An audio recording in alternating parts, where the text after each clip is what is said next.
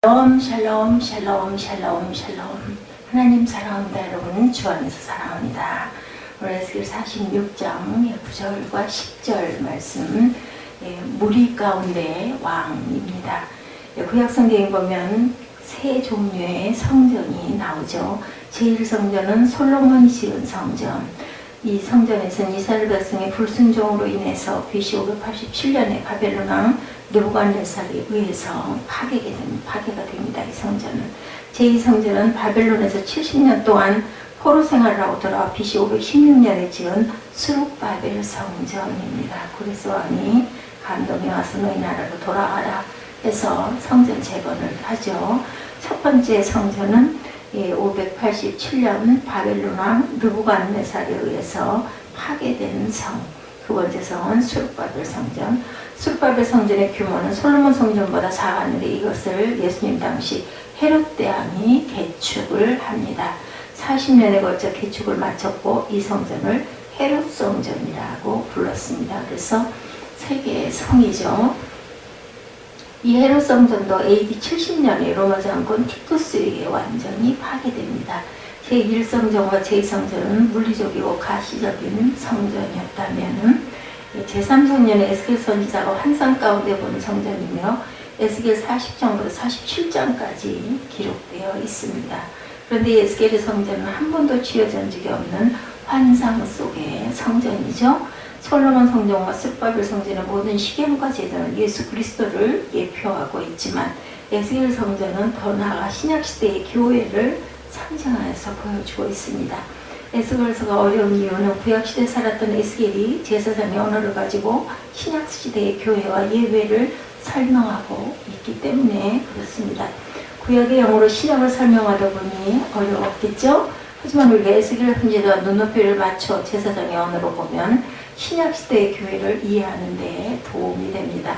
에스겔 40장부터 42장까지는 새 성전의 비전을 말씀하고 있고 에스겔 43장부터 44장까지는 새로운 성전을 지배할 법, 즉 거룩에 관하여 말씀하고 있습니다. 마지막으로 에스겔 47장에서 48장까지는 새로운 땅의 분배에 관해서 말씀하죠. 에스겔 46장과 46장의 내용을 간단히 요약해보면 에스겔 45장 1절에서 8장까지의 땅의 분배에 대해서 말씀하고 있습니다. 땅을 분배하되 그 중심에는 성전을 지을 땅을 꼭 마련해야 했죠. 그리고 그 옆에 제사장과 레위인들이 살도록 하고 그 양옆으로 왕의 땅을 주도록 했습니다. 왕은 중앙이 아니라 좌우에 있도록 한 것이죠. 왕이 성전을 보호하고 성전은 그 중앙에 있었던 것입니다. 이것은 예배가 우리 성도에서 한 변두리에 있어서는 절대로 안 된다는 의미이기도 하죠. 반드시 우리 성도에서 한가운데 있어야 한다는 것을 강조합니다. 45장 9절에서 17절은 예배를 위해서 정해진 예물을 반드시 드리라는 그러한 내용이었고 하나님을 향한 예배를 할지라도 예물 없이 드리는 예배는 진정한 예배가 아니다.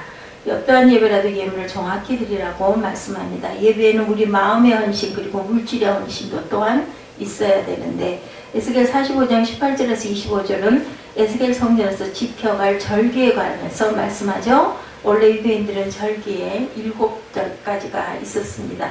6월절, 무교절, 초실절, 오순절, 나팔절, 속죄일, 장막절 이렇게 7가지인데 에스겔 성전에서 3가지를 지키라고 말씀을 하죠.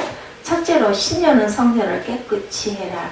둘째로 6월절은 이스라엘 백성이 애굽에서 바로왕의 노예로 있을 때 모세가 풀어달라고 요구하자 거절을 합니다. 그래서 하나님께서 10가지 재앙을 내리셨고 마지막 재앙으로 천사가 집집마다 돌아다니면서 장자를 죽였는데 어린 양을 잡아 피를 문설주에 바른 집은 패스오버, 우리 잘 알죠? 넘어가죠. 6월절은 바로 그것을 기념하는 절기였다. 그러니까 6월절은 어린 양 대신 예수 그리스도의 피로 말미암아 우리가 마귀와 지옥의 권세에서 해방되었다는 것을 의미합니다. 셋째로 장막절은 이스라엘 백성이 광야 30년을 방황하면서 하나님께서 하늘에서 만나와 메추리알 길을 내려주시고 반석을 쳐서 생수를 주심으로 무사히 가나안 땅에 도착할 수 있었음을 기억하는 절기 장막절입니다. 그래서 첫째로는 성전을 깨끗이 하라. 둘째로는 6월절, 초실절이라고도 하죠. 첫 첫 번째, 그리고 두 번째가 유월절, 세 번째가 장막절.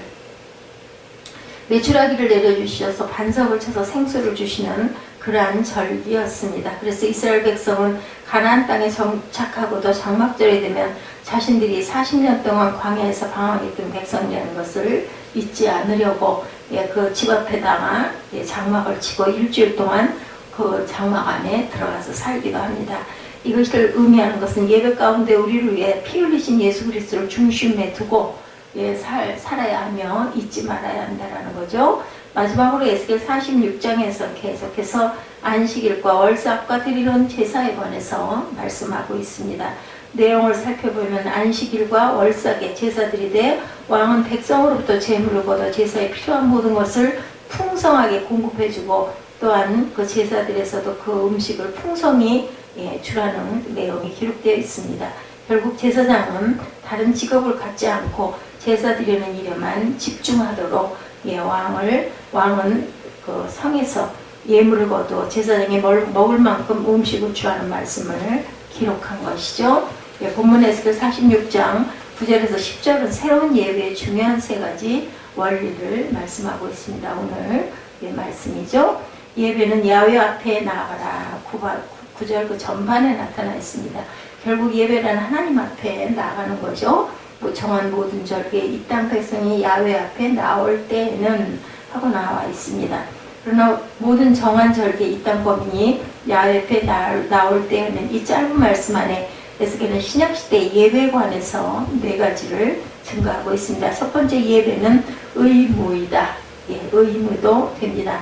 하나님께서는 우리가 예배할 것을 당연히 기대하고 계시고 NIV 성경 에스겔 46장 9절에 보면 if가 아닌 when으로 시작이 됩니다. 이것은 우리 하나님의 백성에게 예배는 드려도 되고 드리지 않아도 되는 그런 선택 조항이 아니라는 거죠. 하나님께서는 당신의 백성이 당연히 예배를 드릴 것을 기대하고 주일이 되면 먼저 오셔서 환영해주고 계시다는 겁니다.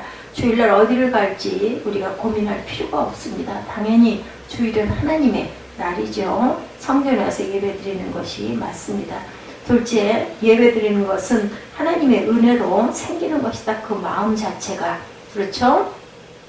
그래서 항상 사람들은 스스로 주일날 교회 와서 예배 드려야겠다는 생각을 해야 되는데 그렇지 않을 경우가 많은데 이것은 하나님이 주시는 마음이어야 한다. 여자들만 예배 드리는 것으로 생각을 하던 그런 불신자들이 생각하는 그러한 때도 있었습니다.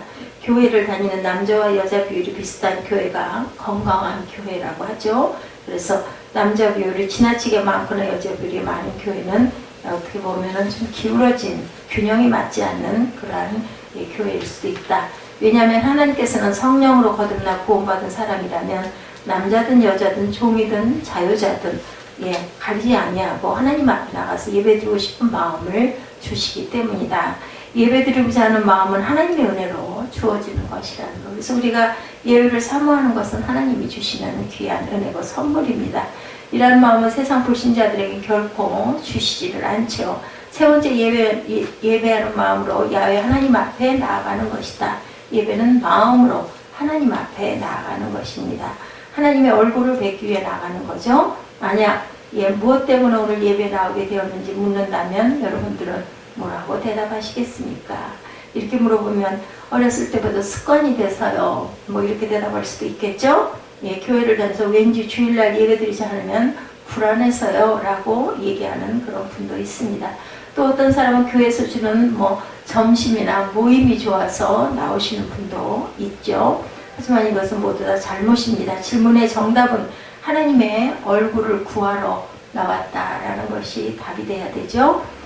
목사 얼굴이나 어떤 집사 만나고 싶어서나 이런 것은 아닙니다. 물론 교회 오면은 김 집사님도 계시고 이 집사님도 계시고 또 우리 청년부도 있고 그래서 정다운 얼굴들 만나는 게 반갑고 기뻐서 나와서는 훈훈해지기도 합니다. 그것도 전혀 배제할 수가 없죠. 왜냐하면 공동체이기 때문입니다. 그렇지만 첫 번째 목적은 하나님의 얼굴을 구하러 하나님을 뵙기 위해서 나오는 거죠.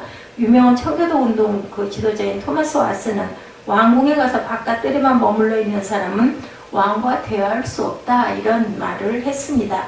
예배 드릴 때 마음으로 하나님을 가까이 해야 한다라는 것이죠. 아무리 몸이 가까이 있어도 마음이 멀리 있으면 소용이 없습니다. 마음으로 하나님을 가까이 하고 하나님의 얼굴을 뵙고자 할 때 그것이 바로 참된 예배이다. 예수님께서도 당시 예배드리는 사람들의 모습을 보고 그 마음이 하나님으로부터 멀어져 있는 것을 탄식하셨죠.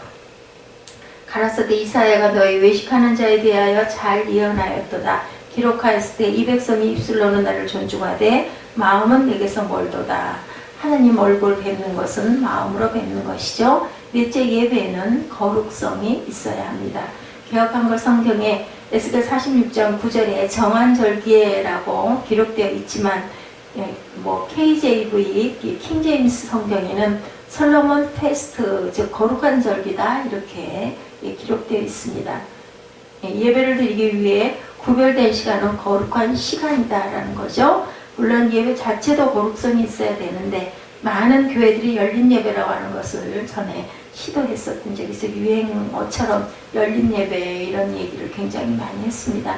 열린 예배라고 하는 것을 자세히 보면 사람이 즐기는 그러한 예배일 수도 있었다. 그래서 악기도 최신 악기를 구매하고 노래도 요즘 젊은이들이 좋아하는 노래를 가지고 예배를 드리는데 찬양을 부르는 사람들도 굉장히 노래를 잘 부르는 사람들 가요처럼 부르면서 흥을 돋구고 춤을 추기도 했었죠.